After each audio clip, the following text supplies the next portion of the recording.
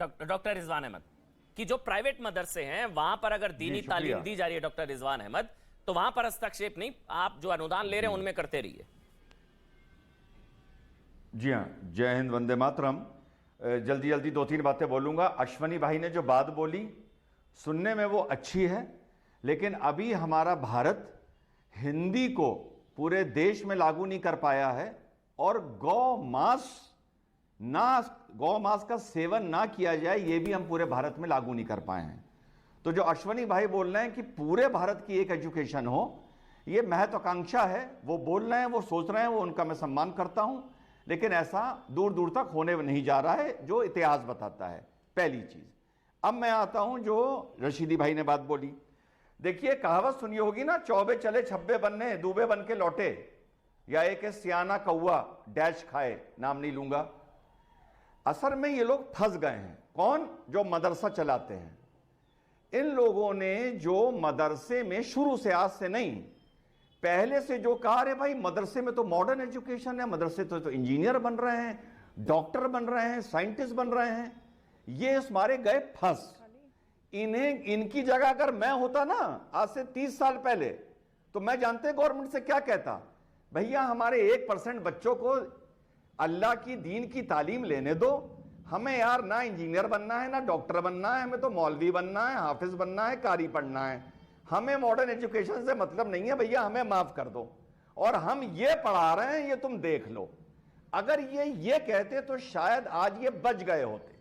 अब मदरसे में जब आपको, हम लोग तो 10 बार बैठे हैं, सब मदरसे से तो इंजीनियर बन रहे हैं, डॉक्टर बन रहे हैं, आईएएस बन रहे हैं, आईपीएस बन रहे हैं, तो आदमी कहता है लो, फिर काहे को फ्राइडे की छुट्टी, फिर काहे को ऊंचा पजामा, फिर काहे को कुर्ता, फिर काहे को टोपी, फिर दूसरा आदमी ये ज्ञान दे देता है तो ये उल्टे पांव पीछे भागते हैं। अरे मदरसा मुल्ला बनाने के लिए है, मुंशी बनाने के लिए है, हाफिज, मौलवी, कामिल, फाजिल, 12 साल आदमी के इसी में निकल जाते हैं। तुम इंजीनियर डॉक्टर यार कहां से बनोगे? पहली चीज तो पहले तय कर लो कि मदरसे में बनाना क्या है। अब रशीदी भाई ने बोला कि 4%। फिर दूसरी बात अमन भाई, हम मुसलमान ये तय करें कि क्या हमें 4% मौलाना अपने बीच में चाहिए? 4% जानते हैं कितना होता है? हर 24 मुसलमान के बाद एक मौलाना, यानी हर 24 मुसलमान पर एक मौलाना। क्या हमें चाहिए? क्या हिंदू को हर 24 हिंदू पे एक पंडा चाहिए? जवाब है नहीं चाहिए।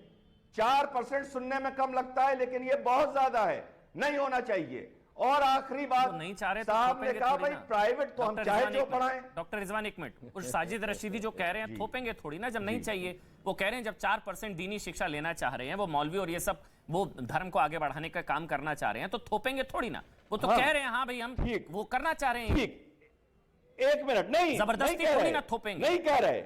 पिछले एक मिनट अमन भाई खत्म करने दीजिए प्लीज प्लीज। पिछले 1 साल के डिबेट उठा के देख लीजिए, 1 साल के, अरे इंजीनियर बनाना है, डॉक्टर बनाना है, साइंटिस्ट बनाना है, 1 साल के डिबेट उठा के देख लो। पहले तो तय कर लो बनाना क्या है, इंजीनियर डॉक्टर बनाना है या मौलवी बनाना है। और आखिरी बात जो 4% वाली मैंने बात करी, आपने कह दिया कि साहब जो ग्रांट नहीं ले रहे वो कुछ भी करें। अरे भाई कैसे कुछ करें?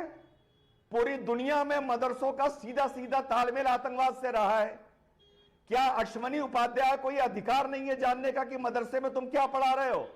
गवर्नमेंट एड हो या गवर्नमेंट एड ना हो, मदरसे डिस्ट्रिक्ट मजिस्ट्रेट के अधीन होने चाहिए और उसका सिलेबस सरकार तय करेगी, मौलाना रशीदी नहीं तय करेंगे।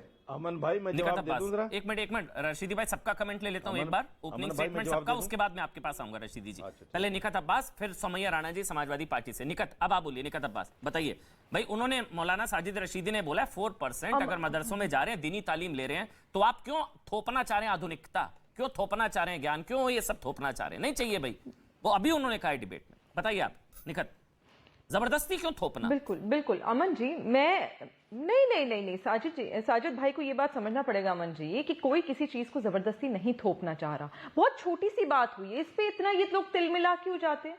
यही तो कहा गया है कि फ्राइडे की जगह संडे को छुट्टी दे दीजिए।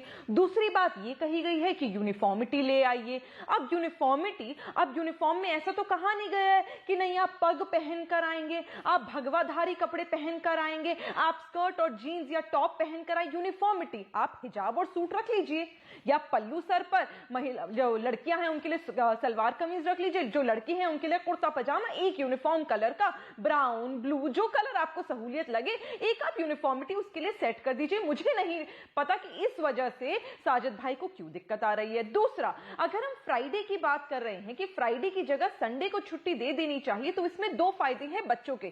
साजिद भाई का क्लियरली कोई फायदा नहीं है, पर बच्चों के फायदे ये हैं कि तमाम कम्युनिटीज के बच्चे जो नॉर्मल स्कूल्स में जाते हैं, मॉडर्न एजुकेशन लेते हैं, वो मंडे टू सैटरडे स्कूल जाते हैं।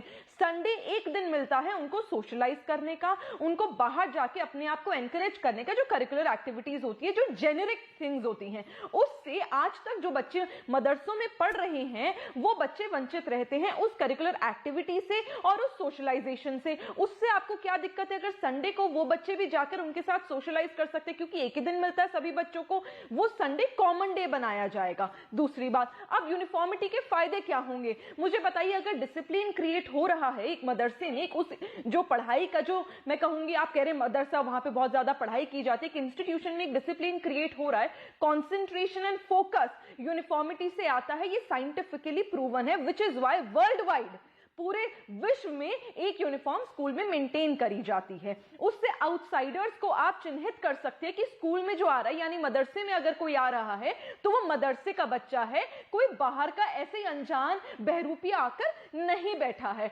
दूसरा, इक्वालिटी जो बच्चों को बचपन से सिखानी चाहिए, वो उसका एक सेंस आप बच्चों को अपने आप सिखाना, बच्चे सीख जाते हैं कि यूनिफॉर्मिटी है माने सब एक समान है, ना कोई अमीर है ना कोई गरीब है। तभी हम मॉडर्न स्कूल्स में, जिन स्कूल से आप और मैं भी पढ़े हैं अमन भाई, उन स्कूल्स में हम एक यूनिफॉर्मिटी का पालन करते हुए आए। तो वही बेसिक चीजें मदरसे में आप लोग लाने से क्यों कतरा रहे हैं? तीसरी बात, पढ़ाई में यहां पर कब कहा गया कि आप कुरान शरीफ मत पढ़ाइए या फिर आप दीनी तालीम मत लीजिए? ये कहा गया है कि आप सीबीएसई की जो बुक्स हैं उनको भी इनकलकेट करके आगे उसकी भी शिक्षा दीजिए। आप मत भेजिए स्कूल अगर आपको नहीं भेजना, आपको लगता है वहां पे आपके इसमें जो फैक्ट है, जो साजिद रशीदी बता रहे हैं, मौलाना जी। रशीदी जो बता रहे हैं, इसमें इस वक्त जो शायद उत्तर प्रदेश में कुल 16 साढ़े 16 हजार के आसपास मदरसे, जिसमें से 560 को सरकारी अनुदान मिलता है, 560 के आसपास, 500 साढ़े 500 होंगे आसपास। सर्वे हुआ तो 8000 गैर मान्यता प्राप्त निकले। तो ये जो पूरी कवायद है, मैं अश्वनी उपाध्याय से समझूंगा कि ये सिर्फ 560 के लिए, बाकी सब ऐसे चलते रहेंगे जिनको अनुदान नहीं मिलता, क्या ऐसा है? लेकिन पहले सोमैया राणा जी का एक टेक। सोमैया राणा जी, आप बताइए, क्या योगी सरकार, जो यूपी सरकार का जो प्रस्ताव है मदरसा बोर्ड में, क्या वो स्वागत योग्य है कि संडे ऑफ हो, ट्रेंड एजुकेशन हो, क्वालिटी एजुकेशन हो, ट्रेंड टीचर्स हो, ड्रेस कोड हो, मतलब मदरसों का स्कूलीकरण? सोमैया जी। देखिए अमन चोपड़ा जी, जिस तरीके की जो पोर्ट्रे किया जा रहा है कि मदरसों में यूनिफॉर्म होगी, मदरसे में छुट्टी फ्राइडे के बजाय संडे होगी और टीचर्स को मैटरनिटी लीव मिलेगी जी। इसमें और तमाम चीजें हैं, सिलेबस में सुधार होगा, अगर इन्हीं सब चीजों पे बात हो रही है तो मुझे नहीं लगता कि इसमें कोई बुराई है बहुत ज्यादा। क्योंकि मेरी बच्ची मिशनरी स्कूल लखनऊ में पढ़ती थी, मुझे लगता था उसको दीनी तालीम मिलनी चाहिए, मैंने हैदराबाद भेजा, मेरे पास यहाँ पे लखनऊ में कोई ऑप्शन नहीं था। तो अगर कोई ऐसा ऑप्शन हमारे पास आस पास हो जाए तो मुझे लगता है उसमें कोई बुराई नहीं है। लेकिन मसला यहाँ पर यह है कि पैटर्न आप चेंज कर सकते हैं लेकिन सिलेबस चेंज नहीं कर सकते, क्योंकि मदरसे का, यूं तो मदरसे का मतलब ही है कि जहाँ पे आप तालीम गाह है, जहाँ पे आप तालीम ले सके, स्कूल को ही मदरसा कहते हैं। तो वहां पे हर तरीके की तालीम होनी चाहिए। अगर वहां पे हिंदी पढ़ाई जा रही है, वहां पे इंग्लिश पढ़ाई जा रही है, वहां पे तमाम और वो सब्जेक्ट्स जो हमारे और बच्चे मदरसे के बाहर के इंस्टीट्यूशंस में सीखते हैं वो सारे सीख रहे हैं, उसमें कोई बुराई नहीं है। लेकिन मदरसे का जो बेसिक कॉन्सेप्ट है वो है दीनी तालीम, शरीयत को बताना, कुरान सिखाना, हिफ्ज कराना और आलिम और फाजिल तैयार करना, वहां से मुफ्ती बनते हैं, वहां से वो सारी चीजों को भी बहुत जरूरी है, क्योंकि मदरसे में जाके ही ये सारी चीजें पॉसिबल हैं। और मुझे लगता है कि मुसलमानों में खासकर इन सारी बेसिक चीजों को बहुत ज्यादा अहमियत दी जाती है, और ये बहुत ज्यादा जरूरी भी है। हाँ, जिंदगी गुजारने के लिए ये बात सही है, जीने के लिए दुनियावी तालीम जरूरी है, चाहे इंजीनियर हो, डॉक्टर हो, वकील हो, कुछ जो भी और दुनिया की चीजें हैं उस स्ट्रीम में साथ में बढ़ने के लिए, अपनी रोजी रोटी को कमाने के लिए, अपने आप को एक एक्टिव लाइफ बनाने के लिए जो दुनियावी तालीम है उसमें होनी चाहिए। लेकिन पैटर्न ऑफ एजुकेशन चेंज कर सकते हैं, सिलेबस चेंज नहीं किया जा मतलब दीनी तालीम के साथ साथ क्वालिटी एजुकेशन भी हो। दीनी तालीम बंद तो कोई नहीं कर रहा, दीनी तालीम के साथ साथ क्वालिटी एजुकेशन भी हो। लेकिन जितने भी मान्यता प्राप्त मदरसे जो रजिस्टर्ड हैं, जिनका रजिस्ट्रेशन अब हो रहा है सर्वे के बाद, सब में ये लागू होगा। मैं अश्विनी उपाध्याय से क्लियर करूंगा, मौलाना रशीदी के पास भी चलेंगे। छोटा सा ब्रेक के बाद तुरंत हाजिर होंगे। छोटा सा ब्रेक ले रहा हूं।